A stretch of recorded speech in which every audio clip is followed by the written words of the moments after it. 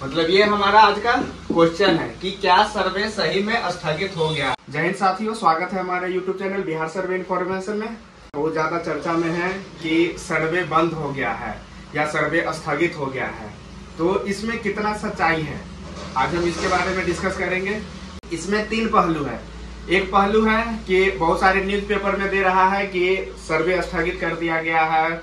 दूसरा पहलू है जो हमारे राजस्व मंत्री है दिलीप जायसवाल जी, उनके तरफ से स्टेटमेंट आया है। और तीसरा पहलू है जो हमारा अपना डिपार्टमेंट है वो ऑफिशियली नोटिस। तो हम इसी बात पे डिस्कस करेंगे। तो सबसे पहला जो सवाल है कि क्या सर्वे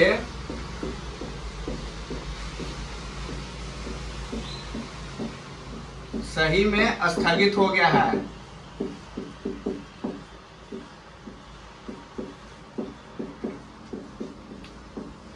मतलब ये हमारा आज का क्वेश्चन है कि क्या सर्वे सही में स्थगित हो गया है। तो ऐसा कुछ भी नहीं है। अभी तक का जो जानकारी है, अभी तक का जो ऑफिशियली नोटिस है, उसमें ऐसा कुछ भी जानकारी नहीं दिया गया है और ये सर्वे स्थगित होने वाली कोई बात ही नहीं है।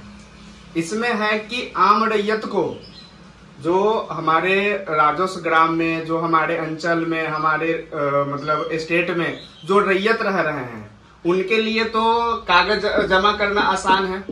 जो अभी रैयत के द्वारा स्वघोषणा देना है प्रपत्र 2 में और प्रपत्र 3(1) में, तो उनके लिए तो आसान है। बट जो आउट ऑफ बिहार रहते हैं, जो आउट ऑफ बिहार रह रहे हैं, उनके द्वारा थोड़ा बहुत दिक्कत हो रहा है कि उनको बाहर से आना पड़ रहा है। बट इस सर्वे प्रक्रिया में फॉर्म जमा करने के लिए आपको आउट ऑफ बिहार से आने की कोई जरूरत नहीं है। आप या तो इसको ऑनलाइन कर सकते हैं और ऑफलाइन कर सकते हैं। ये दोनों माध्यम से हो रहा है। तो जो हमारे गांव घर के, जो यहाँ के आदमी हैं, उन लोगों में थोड़ा जानकारी की अभाव है कि इनको ऑनलाइन भी जमा किया जा सकता है।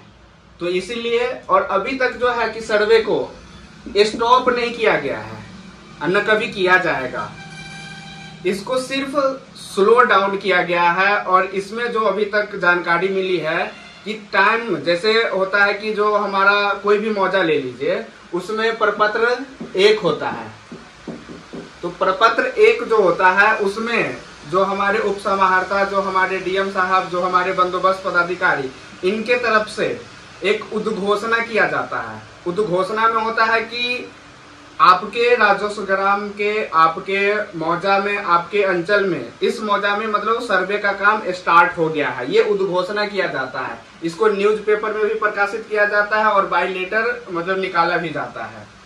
तो ये करने के बाद जब ये निकल जाता है, तो उसके जिस डेट में ये लेटर इशू होता है, जैसे आज मान के चलिए कि 10 तारीख है, तो इसके 30 दिन, मतलब 30 दिन हो गया आपका कि अगले 10 तारीख तक आपको सर्वे का फॉर्म जमा करना होता है। जो स्वघोषणा फॉर्म भर के जमा करना होता है, वो उद्घोषणा के जस्ट 30 दिन के अंदर में आपको जमा करना होता है। और विशेष परिस्थिति में अगर मान के चलिए सर्वे कर्मी जाते हैं मौजा में, वहां पे जो जनप्रतिनिधि है उनके माध्यम से रिक्वेस्ट किया जाता है कि नहीं सर, अभी कुछ आदमी के द्वारा कागज जमा नहीं किया गया है, उनको कागज बनाने में थोड़ी परेशानी हो रही है, तो उस परिस्थिति में वो 30 दिन के बदले मतलब 15 दिन और एक्स्ट्रा दिया जाता है। ये 15 दिन एक्स्ट्रा दिया जाता है। तो टोटल अगर हम ओवरऑल जोड़े तो 45 डेज, मतलब 45 दिन आपको स्वघोषणा के लिए टाइम मिलता है। तो अभी जो हुआ है, अभी जो आप लोगों के मतलब पेपर में चाहे इनके द्वारा स्टेटमेंट किया गया है, तो उसमें यही है कि इस चीज को वो 90 दिन करने की बात कही गई है। बट अभी तक ऑफिशियली ऐसा कोई जानकारी नहीं है। तो अब होगा कि जो कल के पेपर में था, 1-2 दिन और पेपर में आया है कि 30 नवंबर, ये 30 नवंबर आखिरी डेट दिया गया है कि इस दिन तक आप कागज जमा कर सकते हैं। और कागज जो सर्वे का जो प्रक्रिया है, ये बंद नहीं हुआ है, न बंद होगा। ये हमेशा चल ही रहा है और हमेशा चलता ही रहेगा। इसमें है कि आपके पास अगर डॉक्यूमेंट्स बना हुआ है, और डॉक्यूमेंट्स में लगाना क्या है कि जो आपके पास अवेलेबल डॉक्यूमेंट्स है, जैसे अगर आपका केवाला जमीन है तो आप केवाला, अगर आपका रसीद कटा हुआ है तो रसीद दे दीजिए, जिनके नाम से केवाला है उनका आधार कार्ड, ये हो गया। और जो सर्वे का फॉर्म लगता है प्रपत्र 2, वो तो हम कई सारे वीडियो में बता दिए कि प्रपत्र 2 कहाँ लगना है, प्रपत्र 3(1) कहाँ लगना है, वंशवृक्ष कहाँ लगाना है। ये सब हम जानकारी ऑलरेडी पहले दे चुके हैं। तो इसमें है कि अगर आपके पास ये डॉक्यूमेंट्स अवेलेबल है तो आप सर्वे में जाके कागज जमा कर दीजिए। ये मत सोचिए कि 30 तारीख तक अगर बोल दिया गया है तो सर्वे का काम बंद हो जाएगा या कागज लेना बंद हो जाएगा, ऐसा बिल्कुल नहीं है। कागज अभी भी लिया जा रहा है और हमेशा जब तक इसका जो नियम है और जो लेटर में डेट आएगा उसके अनुरूप वो हमेशा कागज लेते ही मतलब रहा जाएगा, इसका वो बंद नहीं किया जाएगा। तो कोशिश करना है कि अगर आपका डॉक्यूमेंट्स रेडी है तो आप ऑफलाइन या ऑनलाइन दोनों माध्यम से जमा कर सकते हैं। दूसरा केस है कि अगर आपके पास खतियानी जमीन है, आपका डॉक्यूमेंट्स रेडी नहीं है, उन लोगों के लिए है कि डेट बढ़ाया गया है, उन लोगों को टाइम दिया गया है। जैसे बहुत सारे रैयत है कि हमने मौखिक बंटवारा कर लिया है, तो उन लोगों के लिए टाइम है कि आपके पास अभी टाइम है, आपके पास अभी टाइम है कि आप लोग लिखित में, मौखिक का आपको बंटवारा का कोई वैल्यू नहीं है इस सर्वे में, मौखिक का कोई वैल्यू नहीं है। आप लिखित में क्या कर लीजिए, बंटवारा कर लीजिए। आप लिखित में बंटवारा कर लिए, फिर उसके बाद होता है कि जो मौखिक बदलायन किए हुए हैं, अगर कोई जमीन है, एक तो बदलायन हो गया कि मौखिक होता है कि हम आपके हिस्से पे रह रहे हैं, आप मेरे हिस्से पे रह रहे हैं। डॉक्यूमेंट्स में मेरा खाता खेसरा कुछ और है और जो दूसरा आदमी को दिए हैं उनका खाता खेसरा और है। तो बदलायन होता है कि आपका संपत्ति मेरा हो गया और मेरा संपत्ति आपका हो गया। तो एक तो हो गया मौखिक बदलायन, एक मौखिक बदलायन हो गया कि आप मेरे जमीन पे रह रहे हैं, हम आपके जमीन पे रह रहे हैं, और एक होता है कि लिखित। तो आपको जो अभी टाइम दिया गया है, बहुत सारे रैयत पैनिक हो रहे हैं कि सर मेरा डॉक्यूमेंट्स नहीं रेडी है। बहुत सारे लोग अंचल में, डिस्ट्रिक्ट में, अभिलेखागार में, सब जगह दौड़ रहे हैं, बहुत ज्यादा लंबा लाइन लग रहा है। तो ऐसे स्थिति में आप लोगों के लिए खुशखबरी समझिए या थोड़ा सरकार की तरफ से वो दिया गया है टाइम कि उसमें आपको जो टाइम मिला हुआ है ये 30 नवंबर तक आपको अपना डॉक्यूमेंट्स रेडी रखना है। जिनका डॉक्यूमेंट्स रेडी है वो आप अपना सर्वे में कागज लगाइए।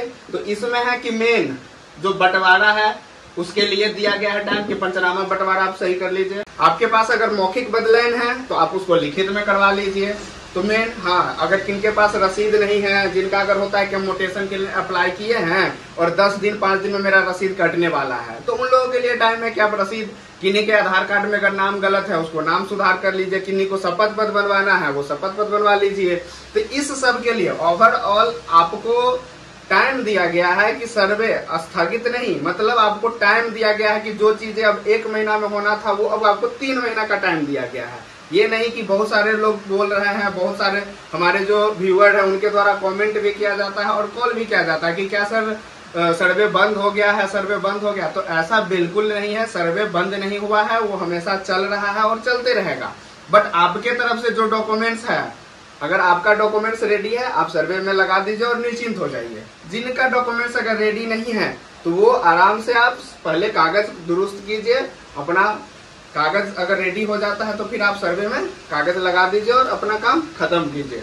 बाकी जो सर्वे कर्मी का होगा वो आगे की प्रक्रिया में जाएंगे। अभी तो सबसे फर्स्ट प्रक्रिया चल रहा है जिनको हम स्वघोषणा बोल रहे हैं। तो आप लोगों का जो अभी काम है वो स्वघोषणा जमा कीजिए। और उसके बाद बहुत सारा रैयत का ये भी कमेंट है और फोन आता है कि सर मेरा जमीन नहीं मतलब पता चल रहा है, या होता है ना कि मेरा कम दखल में है। तो ये सब चीजें आप अभी आपको टाइम मिला है कि मेरा जमीन नहीं पता चल रहा है कि मेरा खाता खेसरा क्या है, सिर्फ डॉक्यूमेंट्स लेके, तो वो आप पता करवा लीजिए।